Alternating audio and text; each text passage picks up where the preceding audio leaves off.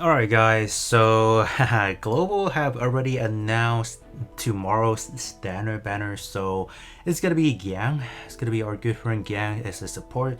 And I'm afraid to say it, but this may be one of the more like literally meta defining unit to use specifically for arena because of the following. Alright, this unit on skill 1 actually forces the enemy to focus 15 seconds on your tanks.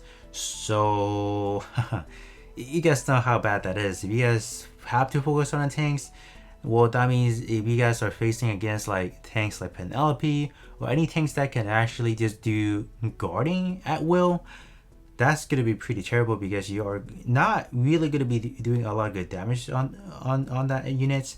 And on top of that, the armor unit is gonna take 36% less beam damage.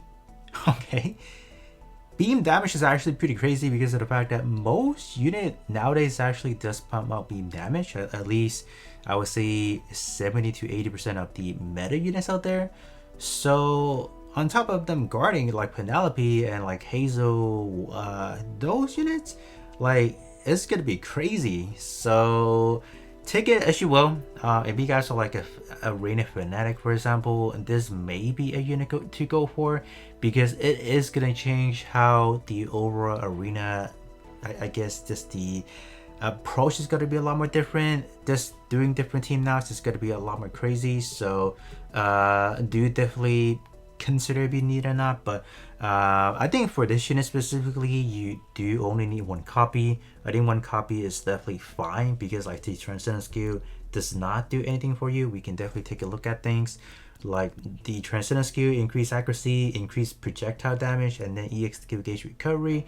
And EX skill is not even the important factor for this unit. EX skill gauge or the EX skill simply allow you to do more damage, which I don't think is anything that should be warranted. I mean, like it's not gonna be like meta defining as far as EX skill.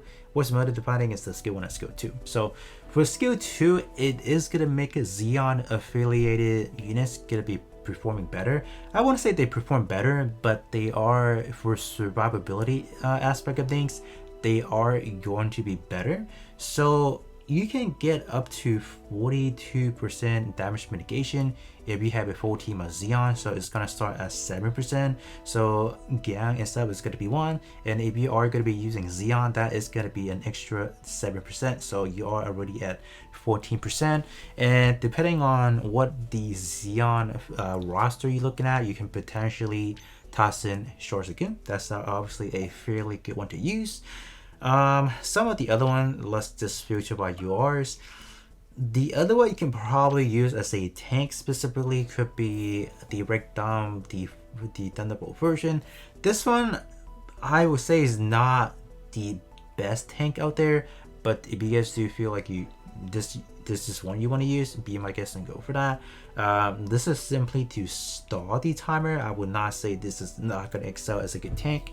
What's a good tank, which I don't have in this account, is going to be the Hazel. This unit over here. I think this one is definitely going to be pretty good actually. Where is it at?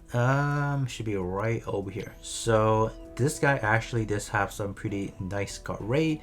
So if you guys do want the enemy not do anything, take literally 0 damage, gotta use a good pal as his Hazel Kai right there. But other than that, what I'm gonna be doing, I can probably emulate kind of like an arena run for you guys. Just gonna show you guys how the targeting kind of works, just having all your unit focus on the tanks. Because like other than that, there's not really much to show in terms of like the quote-unquote offensive side of this unit, because this is simply more of a unit you toss onto the side, simply used for arena, or more of like your defensive lineup, and this cause chaos. That's kind of how I see this unit being. So I'm gonna probably do a quick setup for the arena, and then we'll kind of see how things are gonna go. Okay, so how I want to demonstrate the true power for Xeon, or not for Xeon, for our good pal Gyan over here. So I'm gonna put simply just gonna put some unit right in the front and put some tanks all the way on this side. This is just to show that even though we have unit literally in front of their units, it does not matter because every unit are gonna focus on these guys over here. So let's just kind of see. Yeah, look at that. So you guys can see every unit are literally locked on to color to both the Penelope and then what is it, Form and the Thunderbolt. And that's just essentially how Gyan kind of works. So that is definitely pretty powerful. So our tanks right now should be receiving, you know, obviously 36% reduced beam damage. So that should be fairly nice, but both our tanks already died, so I mean there's not much to talk about. The only thing, if they want to make Gyan even more powerful, they would have just given us just straight up damage reduction, which is if you have to run it with Gyan units. But if they would have had that just to general tanks, that will mean that they will even take less EX skill damage as well, because that's the overall point. Because right now Arena is kind of filled by just popping EX skill, like the highest EX skill damage possible, to rack up the overkill in a way. Like, you know, GPO2, Gyan, those are like perfect example of like, if you pop enough EX skill damage, you can just one shot everyone. By having like an actual good damage mitigation like Gyan over here, it could be life-saving in a way, right? So I'm gonna do the other scenario. People are probably gonna be wondering, well, let's say if the enemy lineup has a Charge-Gu, does Gyan actually supersede that? What happens? So I'm gonna do a quick modification to our setup and then we'll see how that's gonna work. Alright, so I have it set up like this. So the enemy now does have a Charge-Gu, and we do have 2 Gundam type up in the front, and we have 2 tanks over here that are not Gundam type related. So we shall see how things are going to turn out if we just do this. Yeah, so you guys can see, even though the enemy does have a Charge-Gu, but at the end of the day, it is gonna supersede what the enemy Sagu can do, and no one is really targeting Zeta or V2. So that is just a full confirmation that if you guys do have Gyan and the enemy does have the Sagu, it does not really matter because it is just gonna overwrite that. So there you guys go. So just want to kind of give you guys an example on that. But as far as how to actually play in our global environment, if I do happen to pull it, we can definitely go ahead and talk about a little bit more. And the other thing to just kind of reiterate, you do not even need to pilot for Gyan. You simply just run any pilot you feel like you have and you should be fine. Just because of the fact that you're not really relying on popping the EX skill for Gyan, I think it's just a bit of an extra cherry on top if you guys do want to do some extra damage. And no, by any means, you do not need the Transcendent skill because this unit simply has everything you need in terms of the skill 1 and skill 2.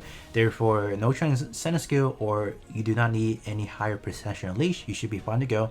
But other than that, hopefully, if you guys are deciding to pull on Gyan tomorrow, hopefully you guys are able to pull it within your first copy or your first multi, because like I said again, you only need 1 copy and you are good to go. But other than that, that's going to be it for me, and I'll be catching you guys all on the next one.